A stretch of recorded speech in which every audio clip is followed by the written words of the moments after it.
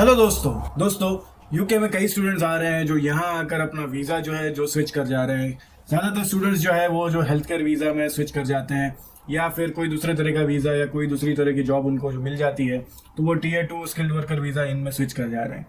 और इस वजह से कई यूट्यूबर्स एंड कई लोगों ने वीडियो बनाए कि हाँ, इस वजह से हो सकता है कि आगे जाके यूनिवर्सिटी है या यूके गवर्नमेंट है कोई एक्शन ले या कोई इस चीज़ का सॉल्यूशन निकाले, क्योंकि इस वजह से जो यूनिवर्सिटीज़ को जो है वो काफ़ी नुकसान पहुंचता है। तो हालांकि मैं तो इस चीज़ पे एक वीडियो बना के बता चुका कि भाई मुझे तो इसमें कोई नुकसान होता दिखता नहीं है, लेकिन फिर भी ये कंसर्न तो है, ये एक प्रॉब्लम तो है यहाँ पर। एंड मैं ये वीडियो इस मकसद से बना रहा हूँ कि भाई जो भी स्टूडेंट जो है वो स्पेशली जो हेल्थ केयर वीज़ा में स्विच कर जा रहे हैं उनके लिए ये वीडियो काम का है, या जो भी स्टूडेंट ऐसा सोच रहे हैं कि भाई यहाँ आकर हम हेल्थ केयर वीज़ा में स्विच कर जाएंगे, तो उन लोगों को ये वीडियो खास देखना चाहिए। तो बने रहिए इस वीडियो पे। मेरा नाम है ईशान मलिक और आप देखने चले यूके चैनल।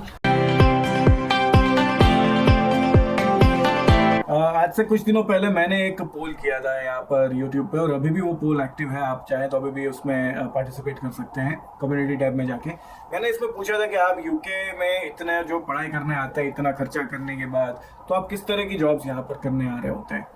तो ज़्यादातर लोगों ने उसमें ये सिलेक्ट किया ही था कि भाई उन्हें एग्जीक्यूटिव जॉब्स या कि corporate job, white collar job, इन सब चीज़ों में ज़्यादा इंटरेस्ट होता है। एंड 20% लोग ऐसे थे जो लेबर जॉब या कोई से भी जॉब के लिए वो लोग ओपन थे। तो ये जो सीन जो हो रहा है ना कि भाई जो स्टूडेंट जो है वो स्विच कर जा रहे हैं, तो ये ज़्यादातर स्टूडेंट ये इन 20% में से ही फूल कर रहे हैं। और फिर आगे जाके जो कोई स्टूडेंट फेल हो जा रहा है या जो यूनिवर्सिटी की पढ़ाई के साथ कोप अप नहीं कर पा रहा है, असाइनमेंट समझ में नहीं आ रहे हैं, चीटिंग कर रहा है या कहते हैं प्लेगरिज्म के केस में घुस रहे हैं, तो उन लोगों का तो समझ में आता है, उन लोगों के पास तो कोई ऑप्शन ही नहीं बचते भाई किसी और दूसरे वीजा में स्विच करने के अलावा। तो अगर मैं ओवरऑल रेशियो निकालूं कि भाई जितने भी स्टूडेंट आ रहे हैं उनमें से 25 से 30, शायद उससे थोड़ा आगे पीछे भी हो सकता है ये नंबर, ये लोग जो है यहाँ आकर अपना वीजा स्विच कर जा रहे हैं। और इन लोगों की देखा देखी में या कहेंगे इन लोगों को देख के दूसरों को भी मन होता है, दूसरे भी मोटिवेट होते हैं कि हाँ भाई हम भी इस तरह से वीजा स्विच कर जाए, एटलीस्ट हम हमारा PR सिक्योर कर लें, हम हमारी यहाँ पर टाइम हमारा सिक्योर कर लें, और पैसा हम पढ़ाई के पीछे क्यों बिगाड़े, उल्टा उतना पैसा ही हम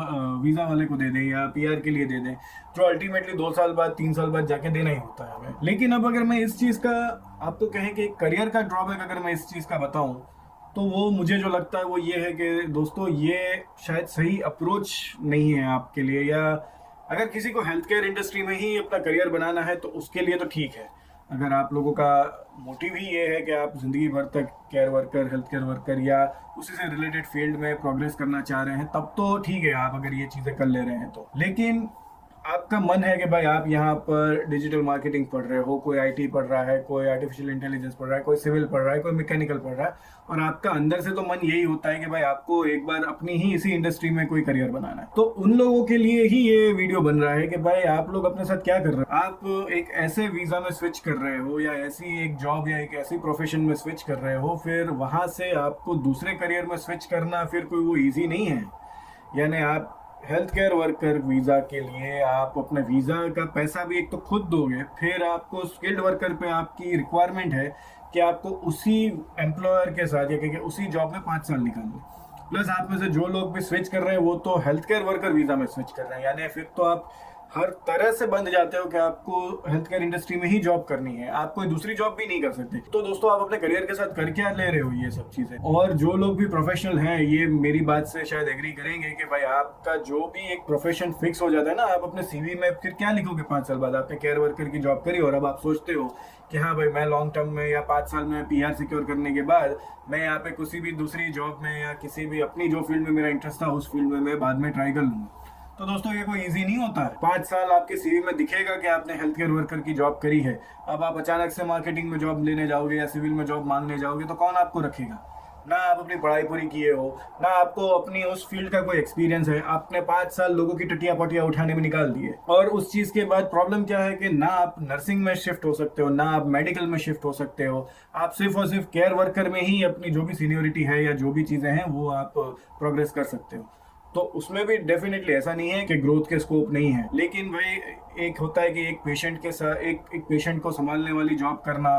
फिर उनके मूड्स, उनके टेम्परामेंट्स, उनकी मेंटल हेल्थ और उनकी फिजिकल प्रॉब्लम्स, ये सब को टैकल करना, वो भी 4-5 सालों तक, ये कोई बहुत ईजी नहीं होता। ये चीज़ें करने के लिए आप में बहुत ज़्यादा एम्पैथी चाहिए, आप उस तरह के इंसान, आप उस तरह के इमोशनल इंसान, और वो कहें ना कि वो आपकी सब तैयारी होनी चाहिए कि हाँ भाई मैं ये सब करूंगा। और इस तरह के जो पेशेंट होते हैं ये कभी कभार वायलेंट भी हो जाते हैं, कभी कभी बहुत रोते हुए करते हैं, ये बहुत एक मेंटल स्ट्रेस वाली भी जॉब होती है। ये जॉब दिखती इजी है लेकिन मेंटली ये जॉब बहुत टफ होती है। और सबसे बड़ी जो प्रॉब्लम इसके साथ है वो यही है कि भाई आपके करियर की माँ बहन कर देगा ये वीज़ा या ये जॉब। तो इसीलिए मैं बोलता हूँ कि भाई आपको अगर ये जॉब करनी है, आप इसी में अपना करियर बनाना चाह रहे हो, तब तो ठीक है। और अगर इसके बाद भी आप लोगों को अभी भी मेरी बात अच्छी नहीं लग रही है, किसी को लग रहा है कि भाई ये बहुत डीमोटिवेट कर रहा है, तो मैं यहाँ पर आपको एक पॉजिटिव सॉल्यूशन भी इसका देता हूँ कि भाई आप टीयर 2 वीज़ा या हेल्थ केयर वर्कर वीज़ा इस पे आप स्विच भी करो तो एटलीस्ट अपनी पढ़ाई कंटिन्यू कर लेना। आप हेल्थ केयर वीज़ा पे पढ़ाई कर सकते हो भाई, चलो उस वक्त कंटिन्यू नहीं करनी है तो बाद में 5 साल में कभी कभी भी आपको मौका मिले अपनी पढ़ाई कंटिन्यू कर लेना।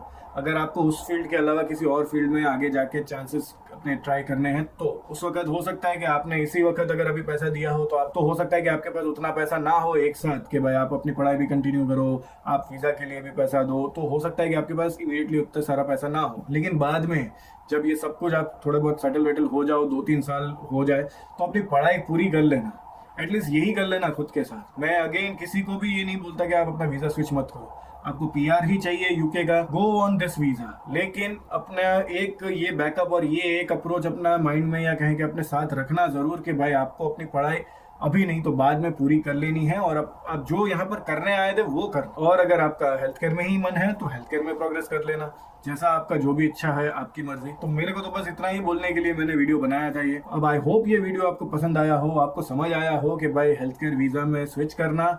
ऑप्शन बहुत इजी है और बहुत अच्छा भी है, और पीआर की एक तरह से आपकी सिक्योरिटी भी हो जाए। लेकिन करियर की जो आपकी माँ बहन होगी ना, वो फिर कोई भरपाई नहीं है उसकी। तो एटलीस्ट आप लोग अपना करियर बचा लेना भाई। तो बस इसी के साथ मैं इस वीडियो को खत्म करता हूँ। आई होप ये वीडियो आपको पसंद आया हो, एंड अगर ये वीडियो आपको पसंद आया है तो प्लीज इस वीडियो को लाइक करिए, शेयर करिए अपने उन फ्रेंड्स एंड फैमिली के साथ जो इस तरह के ऑप्शंस ऑप्ट करने के सोच रहे हैं, या जो भी इस चीज को करना चाह रहे हैं या करने की बात बोलते हैं, या जो भी रेकमेंड करते हैं। And lastly, thank you for watching this video, hope to see in the next one.